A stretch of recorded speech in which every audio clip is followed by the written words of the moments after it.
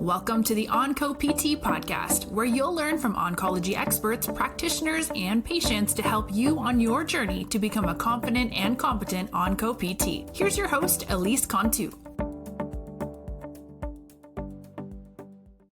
Hey Onco PT, and welcome back to this episode of the Onco PT podcast. In this episode, we are talking about the very actionable steps that you need to take if you got the feedback from ABPTS that your case report needs corrections. Now, if you got case report corrections that you have to make, it is okay. So let's go ahead and just take a little breath together. In and out. Okay? Corrections are not the death of your case report, but you do need to take care of them ASAP. Corrections are very common. Corrections are fixable, but they are also urgent. You need to take care of them. So this episode, like I said, very actionable, very timely. I'm going to take you through step by step what you need to do, as well as how to make sure that you actually address the corrections ABPTS is telling you to. So when you submit that case report back, you're not going to get a rejection on your case report. So let's kind of set the scene here. You have, at this point, if you're listening to this and you're going to implement this episode, you have already submitted your case report. Okay, as part of that specialty certification application, you are now getting it back from ABPTS. And they say you need to fix some things. Now, back in 2020, which is when I submitted my initial application, I got corrections too. And I was a little disappointed, to be perfectly honest. I was a little disappointed. I was a lot frightened, to be completely transparent. Because what if my case report wasn't accepted? What if I made these corrections and it still wasn't good enough? Okay, whoa, that was a lot. Corrections are an opportunity to make your case report stronger. Now, when you submit your application for ABPTS, there's basically 3 outcomes that can happen. Number 1, which is what we all desire, your application and case report are accepted, no corrections needed. Check, good to go. The second option is your case report and application were reviewed, and it's almost like a wait list. It's not truly a wait list, but your case report needs corrections. And once those case report corrections are made and you resubmit that application, then they'll hopefully say, okay, you're good to go. Nice work. Now, the third and the most dreaded news that you can get back from ABPTS when you initially submit your application is they reviewed your application, they reviewed your case report, and they outright rejected it. This is possible. I'm sure it has happened. We don't want to be in that camp. Okay. Now, if you are in either Camp 1 or Camp 2, these are good places to be in. You cannot come back from Camp 3 until next year when you have to resubmit. Okay. So if you're in Camp 2, your case report needs corrections, this is an okay place to be because that means that ABPTS still saw the value in your case report and they just need some adjustments. Okay. ABPTS, this is my opinion, would not give you the opportunity to edit your case report if they didn't think your work was worth refining. They have the option to outright reject it. They didn't because they see that your case report is worthwhile. They want to read it again with some adjustments. This is not a denial. This is not an outright rejection. It's just a final step before you actually are accepted. And this is a chance, a true chance to improve your case report and to make it bulletproof. So let's kind of get into the timeline and what's at stake here. Most applicants, when they get their case report back from ABPTS saying, hey, you need some corrections, you've got about 2 weeks. Now, maybe this is different. I would encourage you to obviously check the email, the correspondence you got from ABPTS, check the candidate guide. But I think I had 2 weeks to fix my case report from the date that they notify you to when you have to make and resubmit those connections. If you don't meet that deadline, or if you submit your case report with those corrections and it still doesn't meet the requirements, you are out for the 2026 exam, or whatever that exam is that we're working towards here if you're listening to this later. You have to wait to then submit next year. You have to do that work and you have to submit again for next year's application cycle. It really, really sucks. And so this is why it's so important that you get it right on the first try. There are no redos. There are no extensions as far as we can tell from the ABPTS resources. It sounds intense, but with the appropriate support and structure, it is 100% doable. So here is my step-by-step guide on making your case report corrections. Number 1, you need to read the feedback that the ABPTS reviewers have provided all the way through. Don't try to fix stuff yet. Don't react. Just read and absorb the feedback that you are getting. You might be surprised. Many of the corrections that I have encountered that I had to do myself and that I know others have had to do are actually pretty small. One of my case report writing workshop students, Allie, literally had to fix a formatting error in her citations. And it wasn't even like she cited them wrong. Her word processor put an extra question mark in all of her citations. It was very strange. Like, clearly that was a formatting issue. That was it. Like, so easy to fix. And once she fixed it and submitted it, it was accepted right away. Sometimes it literally is just super tiny, small, dumb things that happen as part of working with technology and being a human. Okay? But again, don't start to try fixing things yet. Just absorb and read the feedback that you have. Number 2, reread the feedback and make a corrections checklist. This is going to help you ensure that you don't miss anything as you're going through working on your case report. And I need you to pull out every single change that ABPTS is saying. In my case report, I actually went back to my initial application and submission and I looked at the feedback that was given. And sometimes, so in my introduction section, which I'll share here previously in just a couple minutes here, there were 2 things that needed to be changed within the introduction. If I just read that first line of comment that the ABPTS reviewer provided, I would have missed that second correction I need to make. So make sure that you have pulled out every single correction and make it like its own item on the checklist that you're creating here. But make sure that you don't miss any of those corrections. If your ABPTS reviewer has included something on there, it's worth fixing, right? Because they're the ones that are ultimately going to reread your case report and give it the thumbs up or the thumbs down. I would encourage you, as you're making this correction checklist, break it into a couple different sections. So content-based, if it's actually the meat and potatoes of your case report, missing justifications, you need more citations, you need to spend more time, fluffing out this idea, whatever that is. So that would be content. Next is formatting. Like I said, the extra question mark in the citations, really dumb. But again, that's very like a tech issue. So, what are those tech issues? Methodological clarifications, if there's issues in like how you went through your process of actually, thinking and not even justifying, but laying out your clinical decision-making process and how you got from point A to point Z. That might be something you need to work on. And then grammar or editing requests. Maybe there's an area of your case report that's kind of confusing, just how it's worded. That can happen, right? But break it up into these different categories. So again, kind of what you're up against. Step 3, start with the easy. Give yourself some easy wins, some quick things.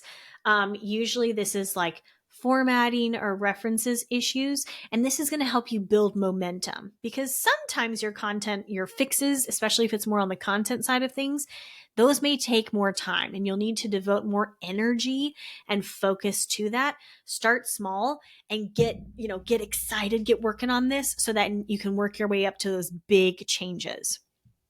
When it comes to these big changes you need to make, like I said, especially for like the content side of your case report, block off focused work time. Just like we recommend in Case Report Writing Workshop, have very defined times in which you are writing. Distraction free. Leave your phone in the other room if you need to even. When I'm writing, I like to set myself a timer And then I just like, that's all I do for that time. And so I know until that timer goes off, my brain is super focused in on what I need to be doing. So that's another strategy that we would recommend. We also encourage you, don't try to fix everything in one sitting unless it's, very limited stuff. Like I mentioned, Allie's question marks, that's pretty easy to fix. If it's big stuff, break it up. Not only from a just workload situation, but also making sure that you are coming into each of these editing, reviewing sessions with your brain clear and focused. We don't want you to miss any crucial steps because you were tired, you were overworked, you were burnt out, etc. I would also encourage you to work one section at a time. Try to keep your brain really focused on one area before moving on to the next.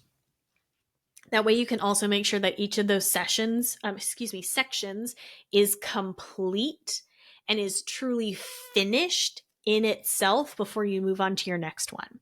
Now, this next part here is how to actually make fixes. I know we've talked about the process of how we recommend approaching your fixes, but how do you actually make the change and then acknowledge within your application, within your case report, hey, I did the thing. So if you have submitted to a journal or other peer-reviewed research of sorts, you may already know this. If you don't, it's okay, my friend. So I know this because for a brief time in 2020, I worked as a medical editor. It was a good experience, but I also know that line of work is not for me. But it was a really valuable learning experience out of all of this. But what I learned during this time is that when an author submits a manuscript for publication, there's a back and forth process, right? There's reviewers, just like we're talking about here, who are trying to make sure that, the research is sound, that the methodology is cleanly laid out, it's easy to follow, easy to replicate, and that everything makes sense, right? And so what happens is in these the authors will submit, the journal reviewers will come back and say, hey, we think you need to fix this area. And it's very standard practice for when authors respond to these comments of they will acknowledge, you have to acknowledge every single reviewer comment and show that you changed it. And not just like, okay, I did the thing, but again, calling the reviewer's attention to, I changed this thing here. We recommend the same idea when you're making your case report corrections for your ABPTS application. So again, when ABPTS provides you feedback on your case report, you need to assume they want every single one of their comments addressed clearly in your resubmission. They don't just make comments for the fun of it. They want these fixed, which is why they tell you to do so. So a good kind of general rule or process to follow here is these three things. Number one, acknowledge the correction. Number two, briefly describe the change you made and make it obvious in your document. What I did in my case report, because a couple of the things that I got dinged on, I use ampersands in my writing all the time. I love ampersands. I think they're just so convenient. You can't use ampersands in academic writing. So I had to go and Control G and find all of them and replace them with the actual word and. So what I did is I bolded every single instance of where I changed that in my case report. And I made sure that that bolding was reflected actually in the text boxes of of my case report. So it was very, very clear. I thanked them for the insightful comment.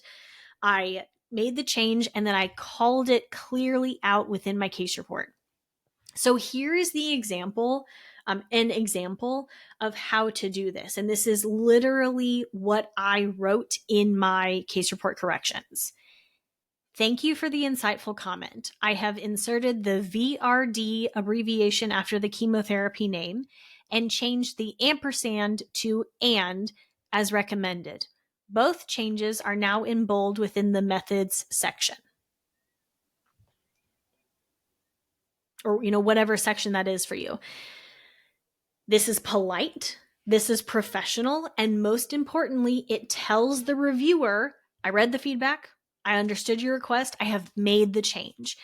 Even if ABPTS doesn't request this formality, it's still a good practice because it shows that you are responding and acknowledging every single correction.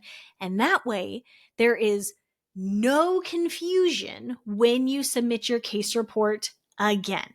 It shows that you're thorough, it shows that you care, it shows that you put work into this case report, and it's going to help the reviewer say yes a lot faster. Now, as we wrap up this big process of how do you respond and how do you actually work with these corrections, last two things here: get a second pair of eyes.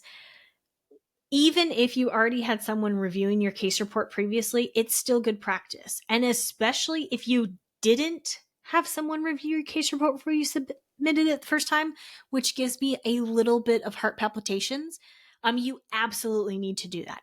It's always nice to know that there is another set of eyes looking out for stuff to make your case report as strong as possible. Last thing here, resubmit with intention. Make sure that you are including all of those requested changes. Double check to make sure that you have responded and addressed all of those recommended changes, and proofread your dang case report one more time before you submit. It's just good practice. You'll never know what you catch. This is not about making your case report perfect. There is no such thing, truly. It's about clarity. It's about demonstrating your clinical reasoning and making sure that your case report aligns with the expectations and standards of ABPTS. I wish when I did my case report corrections way back when that there was a process to this. A lot of this was me piecemealing things together. Oh, I think this should work. Oh, I hope that this works over here. I don't actually know. I tried to do my case report and the corrections all on my own, and it was very stressful, and I almost didn't make it in on time for that initial deadline of my application. And that's exactly one of the reasons why I created Case Report Writing Workshop, because your case report should not be a solo mission that you are trying to ragtag together on this journey to becoming a specialist. Your corrections on your case report are not punishment. They are adjustments to making your case report as strong as possible. Waiting to ask for help on this process is going to lead you to unnecessary stress. And this feedback from the ABPTS reviewers is a form of belief in your potential. Truly. If ABPTS thought your case report was trash, they would outright reject it in the first place. If they are providing you corrections, that means that they see the potential in your case report and they want to read that case report in its fullest potential. So let's make sure to deliver that, okay? Now, if your ABPTS feedback feels like more than just a few tweaks, like I've been talking about in this episode, right? Some grammar here, redefining abbreviations, taking out ampersands or other silly things like that. That's not what we're talking about. Okay, if you got substantial feedback on your case report that feels like this is a lot, this is more than I was prepared for. If your case report is needing major rewriting, you are exactly who the Case Report Writing Workshop was built for. Inside Case Report Writing Workshop, I guide you step by step through how to build your case report with clarity, with confidence, and aligning to the standards of ABPTS, whether it is your clinical reasoning that needs to be stronger, sections that need to be completely rewritten, or you're starting to doubt the strength of your case at all. This is the support that you need. This isn't a quick fix. This is a strategic, proven process that I have refined over years of working with students who have had their case reports accepted by ABPTS to make your case report what it needs to be. Not just good enough, but strong, clear, and submission ready. This is your one chance to get those corrections right, and Case Report Writing Workshop can help you get there. Save your seat today at theoncopt.com/case report, and I will see you inside of Case Report Writing Workshop. You have come this far. A correction or corrections do not erase the work that you've already done. It's time to take a deep breath, make your plan, and then resubmit your case report with confidence. You are not alone in this process, and I am cheering you on every step of the way. And until next time, this is Elise with the OncoPT. And remember, you are exactly the physical therapist that your patients with cancer need. So let's get to work. Thank you so much for listening to this episode of the OncoPT podcast. If you'd like to help support the podcast, please share it with others, leave a rating and review, or support us on Patreon.